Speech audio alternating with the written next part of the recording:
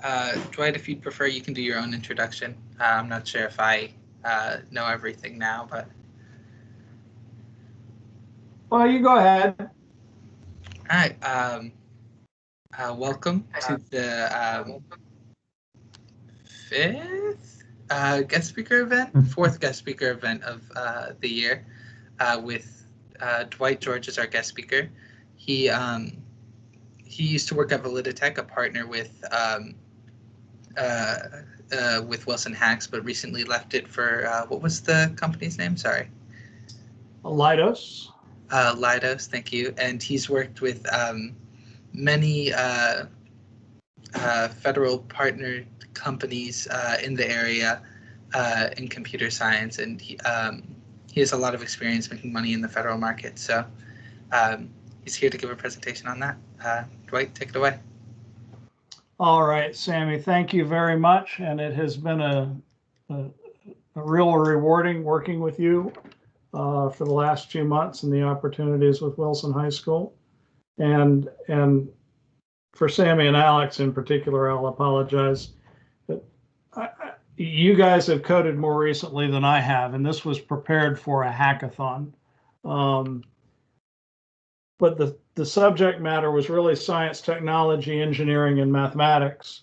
And I was racking my brain to figure out why anyone in high school would care about those things.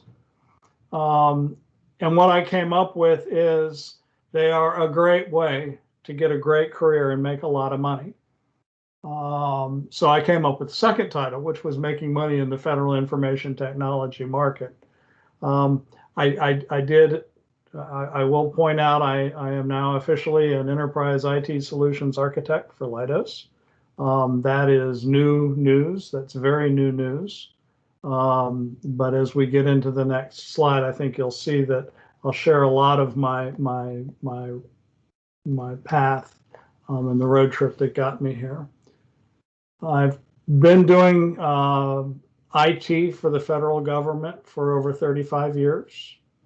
There is nothing in the systems development lifecycle that I have not done successfully for the government. We'll talk a little about goals later, but my original goal was to actually be a programmer. And I fully expected I'd spend 35 years sitting in a basement of a federal building writing code. It didn't turn out that way. Born and raised in the DMV, born at Fort Belvoir, grew up in Alexandria. You're really the only time I've spent away from the local area is about a year I spent in Harrisonburg at JMU. Let me get a feel for a couple of things, and I'll Alex, you don't have to answer these, but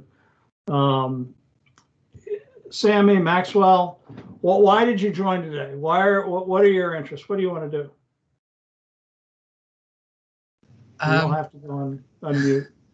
I've been planning to go into computer science for a while now, but I don't know what I want to go into specifically. So learning about different parts of the computer science market is important to me.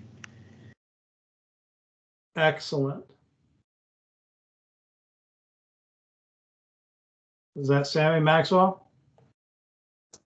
Yeah, I'm a programmer, but looking at careers is definitely fun. Okay. And again, you guys are in high school. The idea, and when I was in high school, everybody expected me to know what I wanted to be when I grow up. Don't do that. You know, take your time, explore 100 different things. Coding is a lot of fun. It can be a lot of fun. I've always enjoyed it. But I've always also found it to be somewhat limiting. And I think that we're starting to see the market go in that direction. Here is the big disclaimer. Making money is not the most important thing in life. When I was coming out of high school, making money was really important to me. And as a young man, obviously, everybody needs a job. Everybody wants to get out of their parents' basement, right? But over time, you come to the realization that it is not the most important thing. So while I'm going to focus a lot about making money in this business, I don't want that to be interpreted as a value statement on my part. I absolutely don't think that money is the most important thing. And then the other disclaimer here is this is my personal experience. Other people are probably going to tell you different things, and that's fine. That's all I have to offer is what I've lived through. If you guys have questions, interrupt me. This is going to be a lot more fun for all of us if it's more than just a soundtrack. Here's the agenda for the meeting.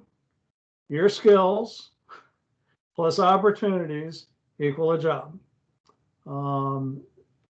You can write books around all three of these elements, but if you sort of keep these three basics in mind, they are consistently accurate in almost any domain or career path that you want to follow. And I'm going to walk through each of these elements in some detail.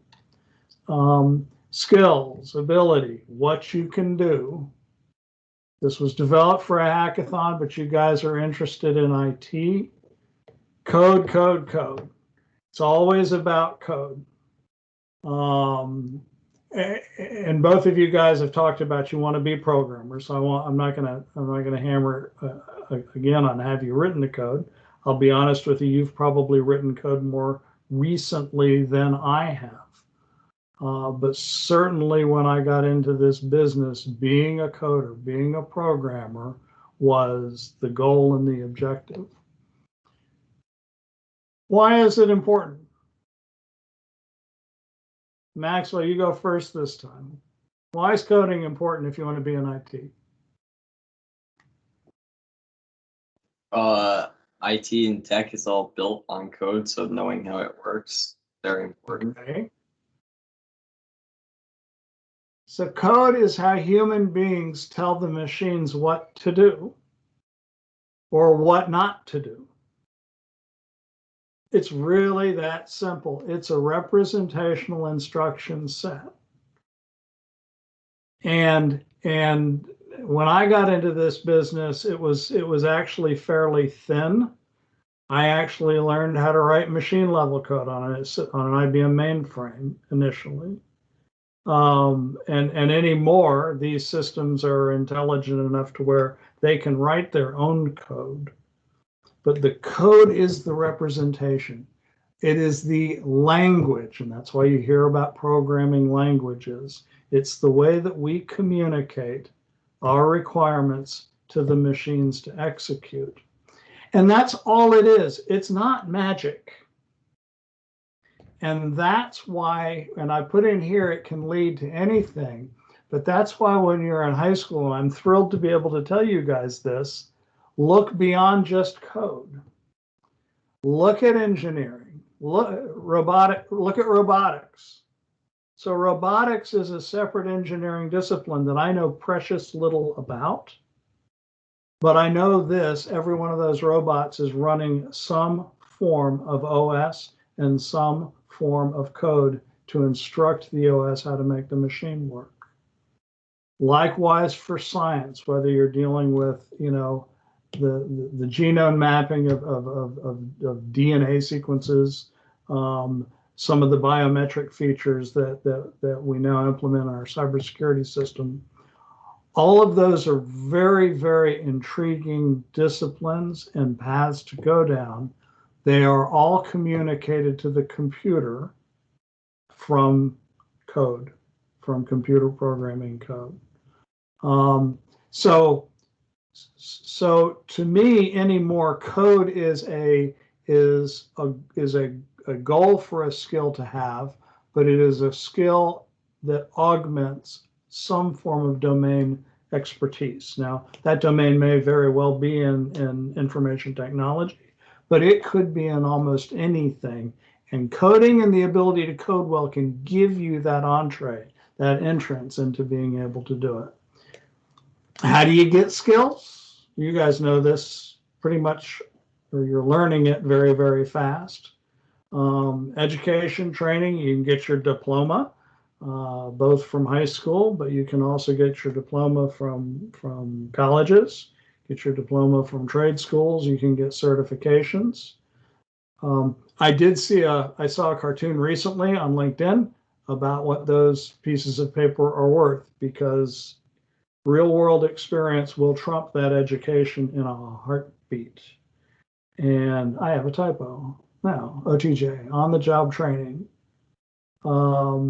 That's where you build the experience until you actually see how your code operates in the real world, whether that's with real users on the line or with integrated systems that are trying to talk to each other. All the education and training can't match what happens when you're doing it for real. Another great way that's available today that was not as available in the past is what I would call opportunistic training or skill development. GitHub. You can download programming language tutorials. You can do all of this basically for free now and develop your own skill sets. And I've done some of this along the way. I use it to augment on the job, and also in order to augment where I feel thin in a particular technical area. That's a great way to come up to speed, not come up to speed, to come up to some level of understanding in a very, very rapid time frame.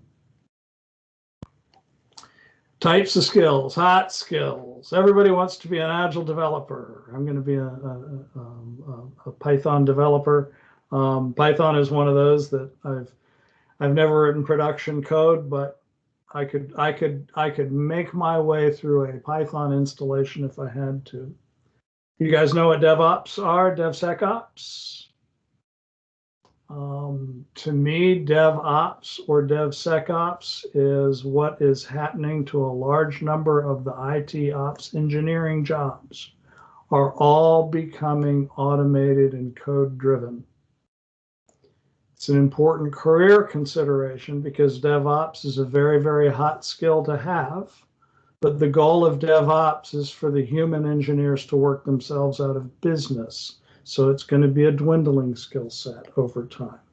Again, you'll have to look at what the next thing is and move your skill sets in line with where operations are going. Artificial intelligence, machine learning. You're going to go back to the math skills.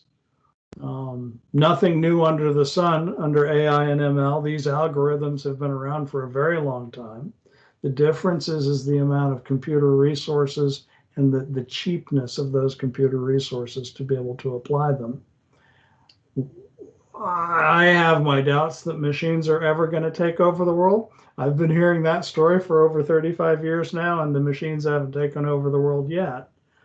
But boy, it's nice to not have to type in my phone number every single time somebody needs it on a website.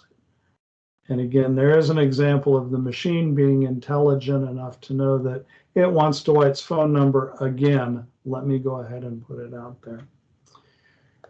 Going to be a big market for cybersecurity for a very, very long time for obvious reasons, because there is the dimension of certainly competition, but in some cases outright warfare going on in the cybersecurity arena. Therefore, the skill sets that are associated with cybersecurity need to change and morph that much faster. So I see cybersecurity very much like I saw networking 20 years ago, where if you can get plugged into that stream and keep moving forward with it, there's a lot of growth potentials. You guys have any other hot skills you can think of that you're interested in?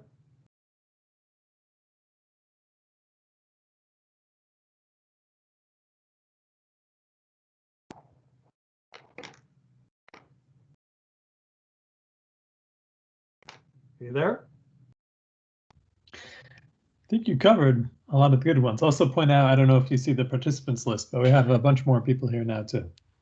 Oh, so I cannot see the participants list in display mode. Hang on. Gotcha. We have about 5 new people. Well, welcome. And I not only welcome and thank you for joining us, feel free to unmute and interrupt me. I'm a big boy, I can handle it.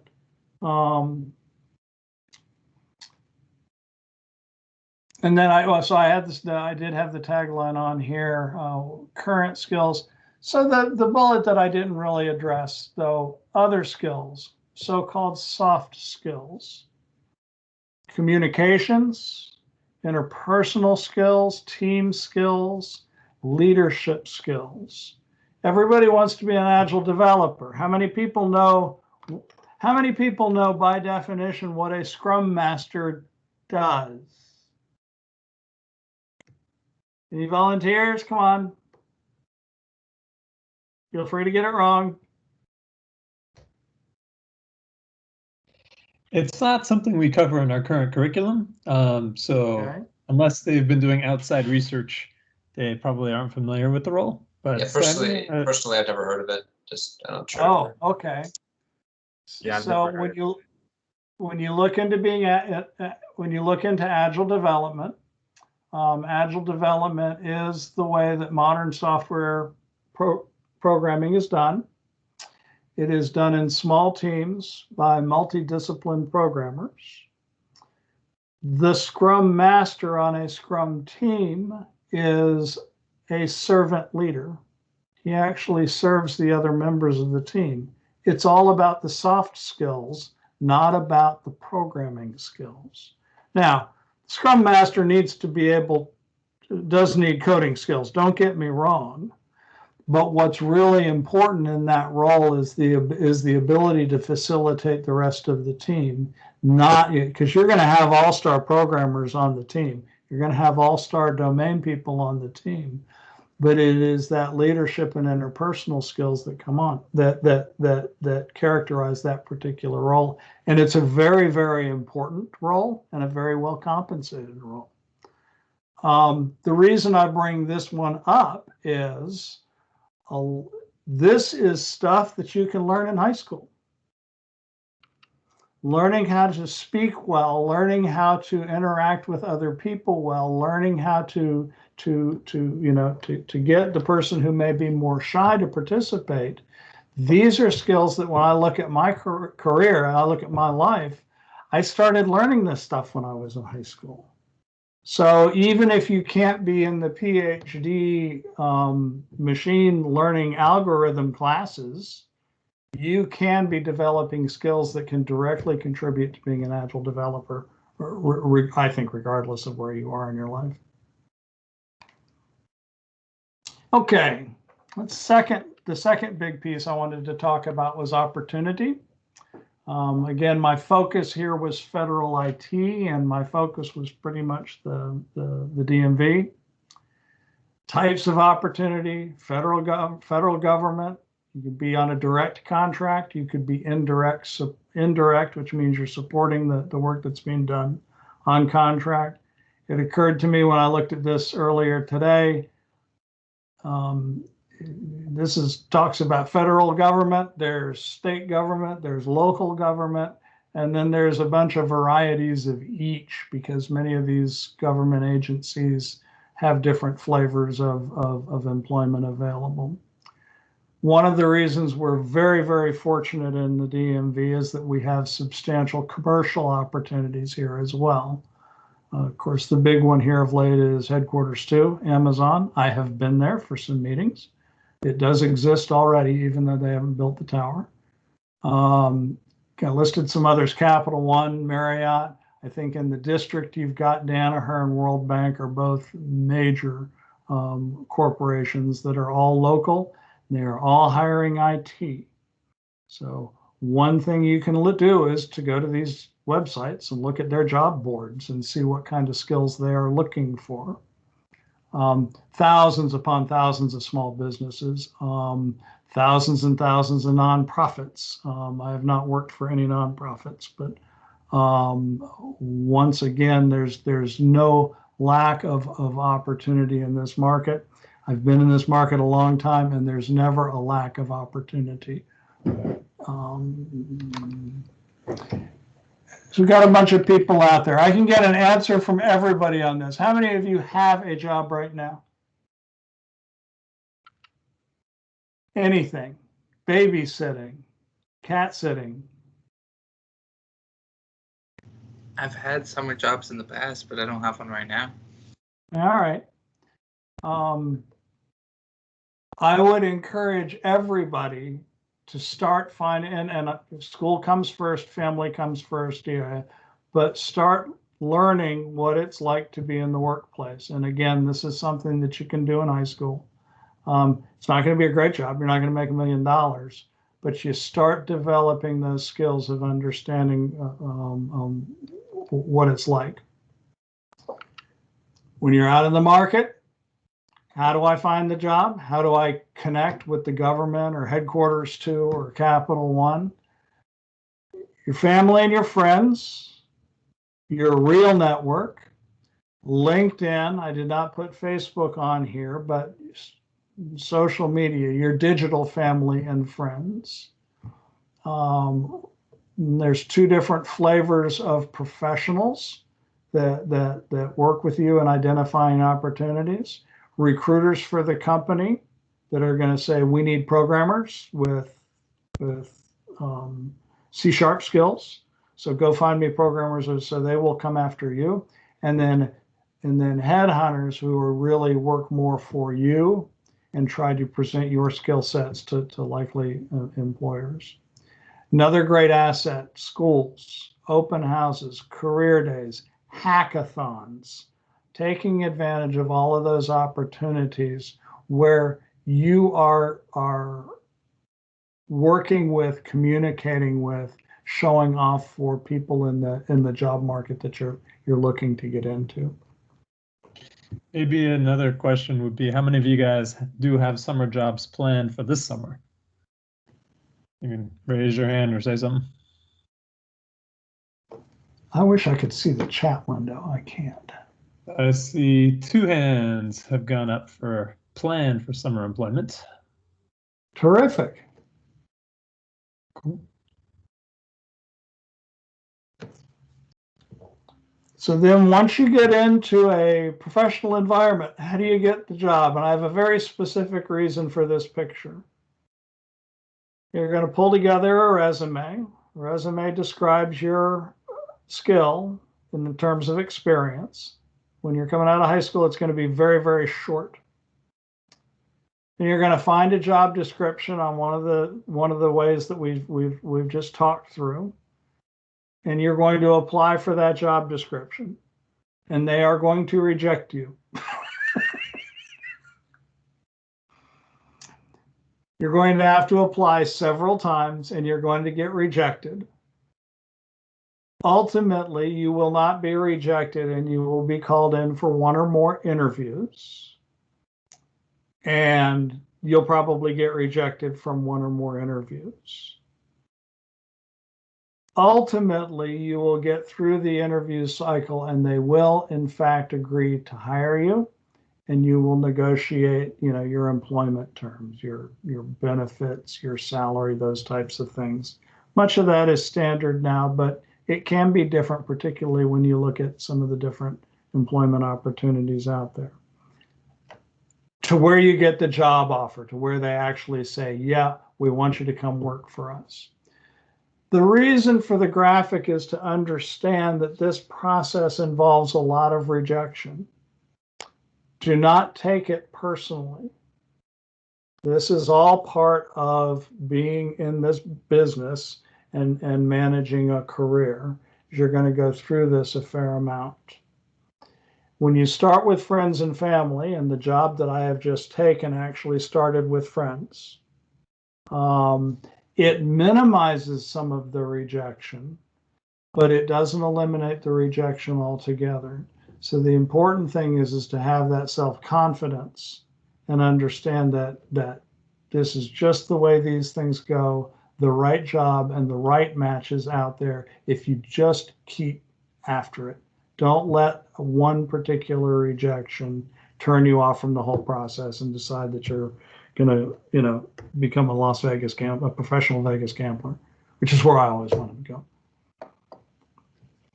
And the reason it's complicated and difficult is these are major decisions for whether it be for the government, whether it be for the company that's doing the hiring.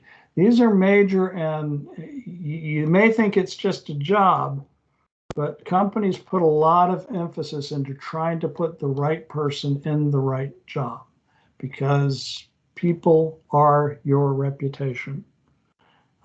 So there tends to be a very, very high hurdle to get into that job offer, hence all of the rejection. I personally think we probably put too much on the front end, and I would rather see more development put after the individuals are on board. That's just not the reality that I think you're gonna encounter out there. A question about that last slide, if you don't mind. For young students just entering for the first time, when they get to like a negotiation stage, do you have any advice on how somebody getting their first job in this area would handle that? Should they be looking at Glassdoor or just take whatever's offered and be happy for the experience? I absolutely, thanks for the question. First of all, I absolutely would not ever go into a negotiation where I'm going to take the first offer that comes down the pike. Do whatever research you can do. And Glassdoor again is to me is a relatively new thing, but it is an excellent resource to understand how much is being paid for similar work by other companies, right? What are the benefits that are being provided by other companies so that you can make a rational decision. I will get into some other criteria around things to take into consideration at negotiation time. But I have more than once in my career walked away from negotiations and walked away from the table for a variety of reasons. I don't think it's ever been solely because of money. Now, benefits have a financial value, right? But and I know in one particular case, the money was fine, but the benefits were going to cost me so much money that I was going to end up losing money in the end, and I wasn't interested in that. In another situation, though, and when it came to negotiation, and I was a very young man, I wasn't coming out of high school, I did not like the work environment that was being proposed. And so I ultimately said no, and they threw more money at me. Well, that's a big red flag. When they are willing to pay more for a bad environment, then you probably need to move on. So gather as much information as you can about the position and whether or not the offer that's on the table is fair, but also gather as much information about yourself and your expectations. Because, and I know, and we all go through when we need a job. I've been through it many, many times. And not every job is going to be the perfect job, but don't take a job that you know you're going to be miserable in either. That is all part of this process, is you do participate in it. And that's part of the reason that negotiation is on here, right? Because, okay, I got through the interview and I got an offer, great. Well, we're not really done yet. There is more work to be done to make sure this is the right job and a job I can be happy and successful in. Did that help? Yeah, no, thank you very much. Okay.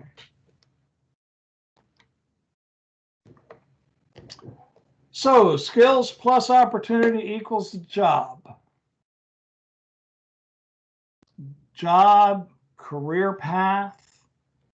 This is all where we start. We've finally gotten in the door. I have a job as an entry-level programmer. Now what?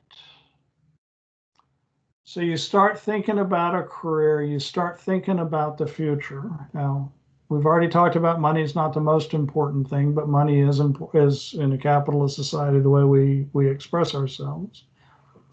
Have an idea where you could go.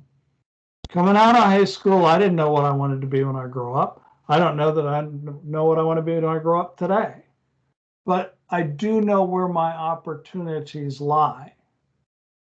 And I think that coming out of high school, if I'd put a little more energy on where the opportunities lie, I would have made better decisions.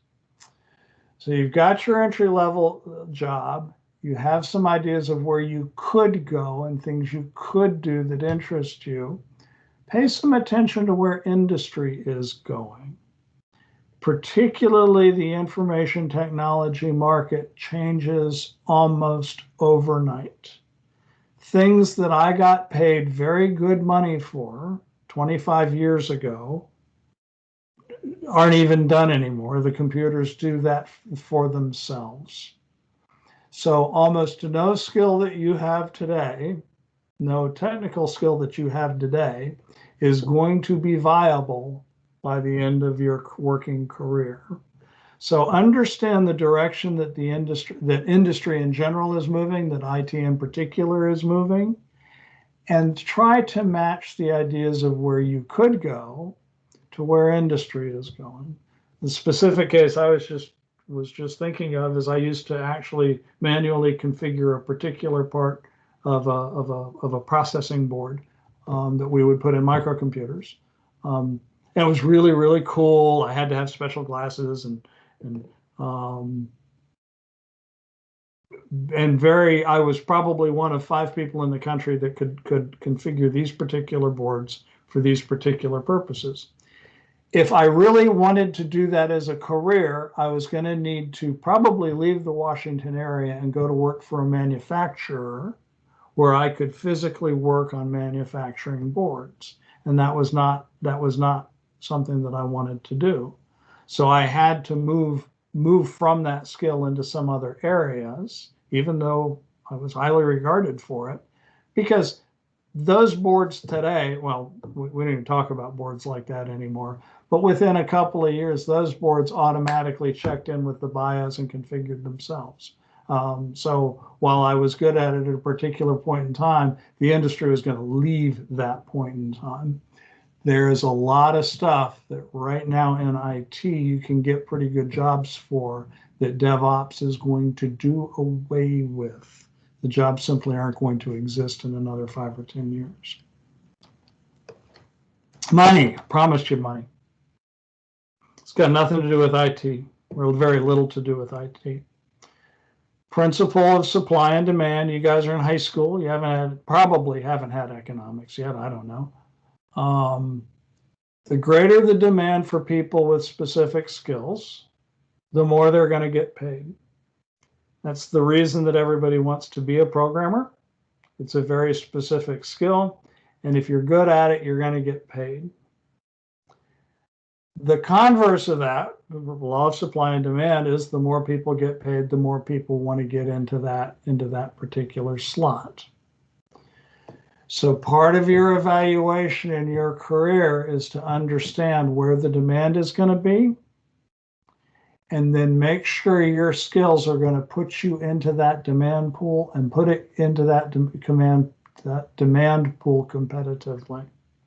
And that is, I wrote this with IT in mind. I wrote this with programming in mind, but again, economics applies regardless of the domain that you're in.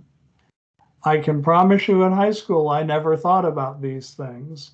But once you've got that entry-level job and you're starting to think in terms of a career, these are things that you need to be thinking of in the background.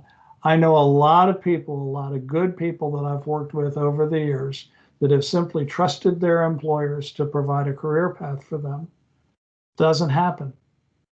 Not in this industry, not in this day and age. Maybe some places it does, but I haven't seen it. It's up to the individual to understand where the demand's going to be for what skill sets, and how do I put myself in position to take advantage of those opportunities. No, maybe not next year, right? Next year, maybe cat sitting is fine. But in 3 years, the market is going to be demanding, chimpanzees sitting, something other than what I'm doing now. how do I make myself more attractive to that market? And then the last bullet here is, how is the compensation being determined? It's not fair. It's not going to be fair. Accept that it's not going to be fair and then play by those rules. So it goes back to the supply and demand. The fact that I've been a loyal employee for 10 years and I'm still configuring this board is going to end up with me being laid off because the employer is going to move to the demand, to the skill sets that are in demand. And if I haven't put my position in that place, my compensation will not follow and my job security will not follow. Not always fair. Sometimes I don't like it. I've left some jobs because I don't think it's fair. But it doesn't mean that I can turn a blind eye to it and say, oh, well, I'm not going to worry about that. I'm just going to be the best board configurer I can be, and everything will turn out all right. Other thing about jobs to take into mind, and again, and I guess over time, what I will say is over time, these become more and more critical. They also become more and more available. People. Do you like who you're working with? In federal IT around the Beltway, we move in herds. And while the names and faces sometimes change, over time, you're going to be working, the people that you're comfortable working with. And the people that you're not comfortable working with. I don't want to go to work every day with people I don't like. It's that simple. I've had to do it from time to time, obviously, depending on the work at hand. You've got to suit up and show up. But for a long-term job decision, or am I going to move into a particular area, the character and the quality of people that you're with is important. And then the flip side of that to me is accountability, right? I always try to exceed the demands of my position. Now, as a young person in my 20s, I probably did that too much, right? But even today, I don't want to be a C performer. I want to be an A performer. I don't want to be another guy that we work with. I want to be a guy that people like to talk to every day. I want to bring that full skill set to delivering the service, to delivering the job at hand. So that's the personal accountability part of the job comes into play as well. Words of wisdom. I don't know who told me this. I can promise you these are not original to me. It is easier to find a job when you have a job. When I asked the question about, and I know you guys are in high school, but when I asked the question of even a summer job, it is always easier to find a job when you have a job. If not, you're imagining what it's like to have a job. And then the corollary to this one is always be looking for a better job. So I am an entry-level programmer, and I enjoy programming. It's really, really cool. What could be better? What would I enjoy more? Is it more money? Is it better people? Maybe it's the ability to work from home, although everybody works from home now. Always be thinking about, and then what do I need to do to tailor my skills to get the better job? When you've got those two things going for you, your career will grow. When you don't have a job, then you're back in that position where I got bills to pay and you have life issues. But I'll speak for myself, I have fallen into the trap where this job is okay, and I'm not always looking for the better job. And I will tell you right now, that is a recipe for getting laid off, and you'll be looking for a better job in a big hurry.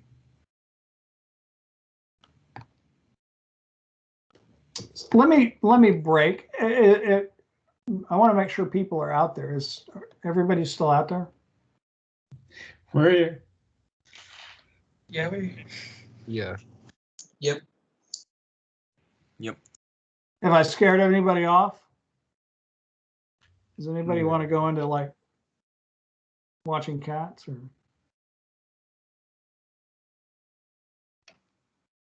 All right, so a little more practical, how do you go about pursuing this career in IT? I am somewhat of a goal person. So establish that big goal or establish that vision. BHAGs were the buzzword a few years back, big, hairy, audacious goals. I think there's a couple of different ways to do that acronym that I won't get into with this audience, but money is not the most important thing, but lifestyle is important. And in a capitalist society, money is part of that lifestyle. We talked earlier about the dynamic discipline. The goal and the vision you can maintain, but frequently the tactical way you're going to need to get there, the skill, the opportunity needs to be reviewed all the time. What I tried to do here was to lay out this idea of skill and opportunity and job on a bit of a timeline. You guys are in high school today.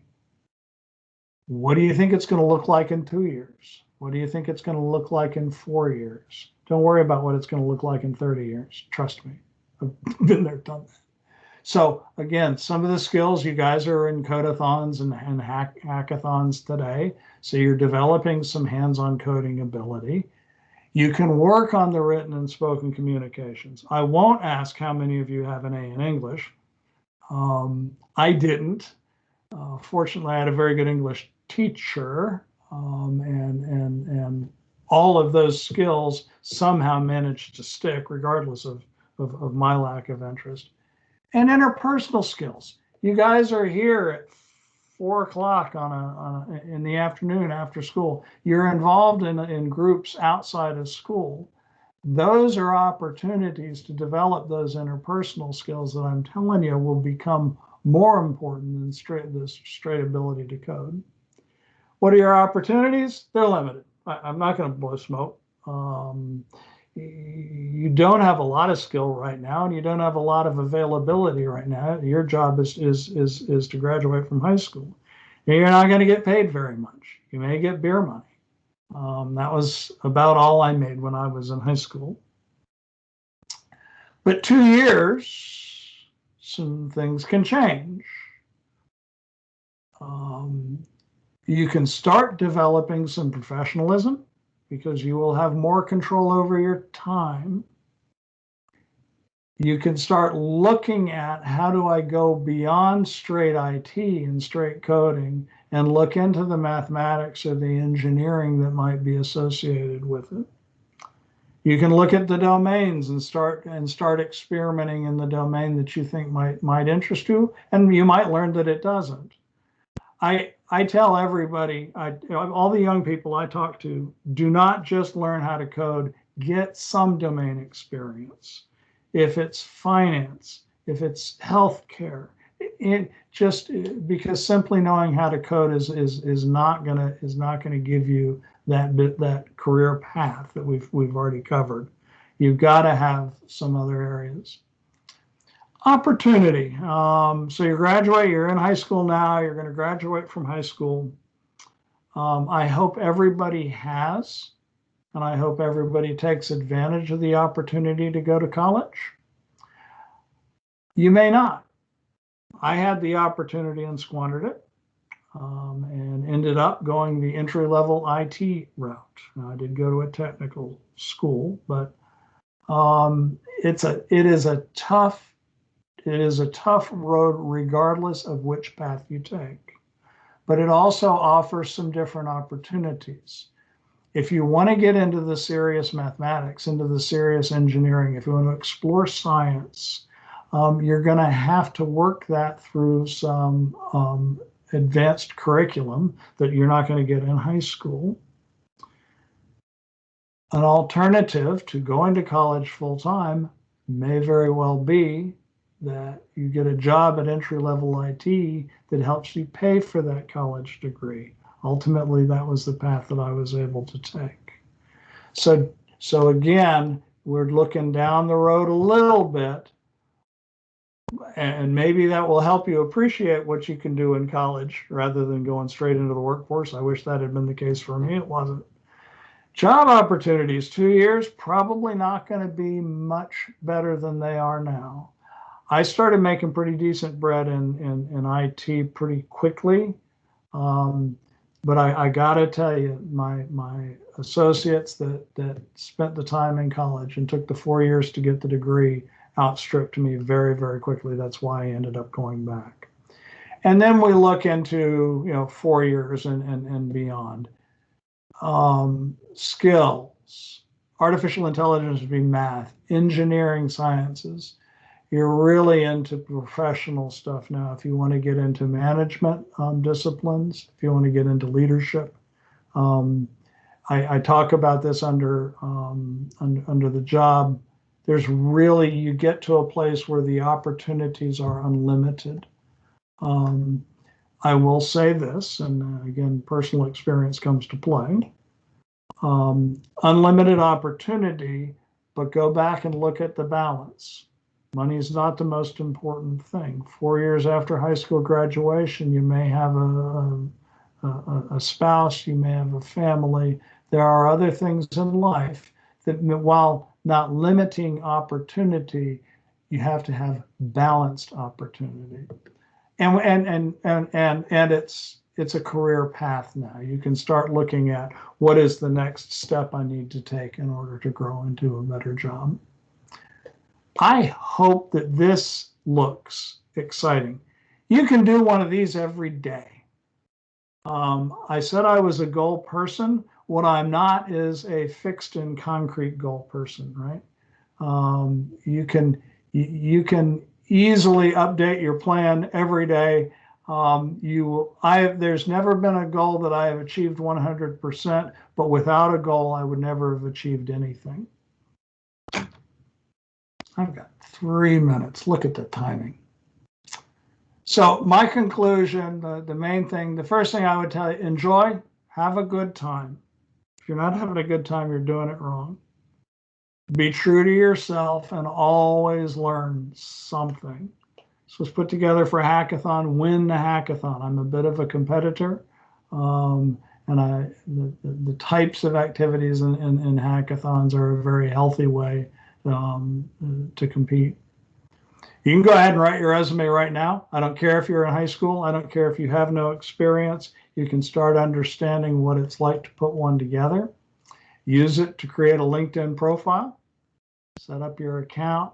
Start building your network. I put my LinkedIn data here, or you can just search for Dwight George, and you will come up with me there. And thank you for your time. And it's been an hour, but I will certainly stay on for any questions or anything anybody'd like to go back to.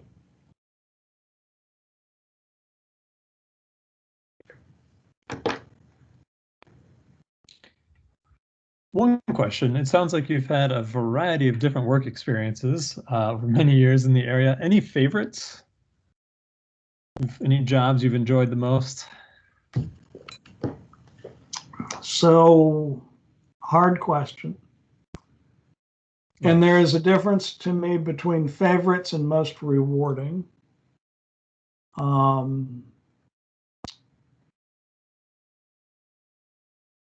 Probably my favorite job was when I was implementing code that I had written, and I was able to see actual users using the cool software I had developed.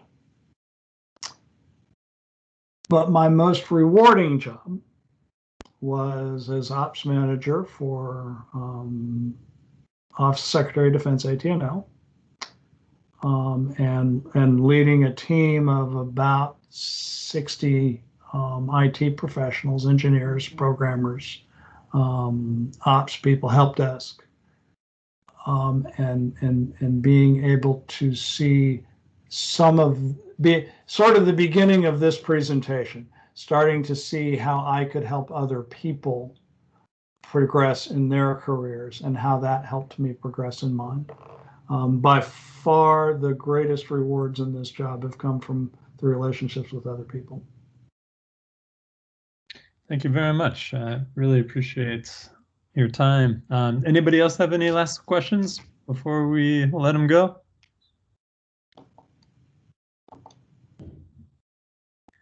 I won't keep you guys after 5. Thank you so much, Dwight. That was really all right. Well, again, thank you for having me. It's very, very important. And you know, everybody can hit me up on LinkedIn. Do me a favor, put Wilson High School or Dwight, you invited me, put a message in there because I get 1,000 invites a day. And if I don't recognize your name or where you're coming from, I may or may not take the time to double check. All right, everybody. Well, thank you very much. Yeah. Thank you so much, Dwight, for coming. Bye-bye. Thank you. Thank you, everybody who came. Have a great day.